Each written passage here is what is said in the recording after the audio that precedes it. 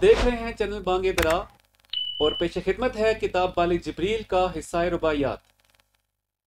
खुदी की जलवतों में मुस्तफ़ाई, खुदी की जलवतों में मुस्तफ़ाई, खुदी की खलवतों में किब्रियाई, ज़मीनो आसमानो कुर्सियो अर्श, खुदी की जद में है सारी खुदाई।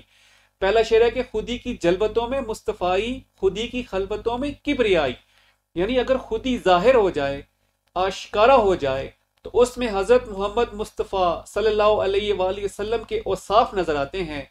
और अगर खुदी पर्दे में बैठ जाए तो इसमें किब्रियाई के जलवे जाहिर होते हैं, यानी नुमाया होते हैं।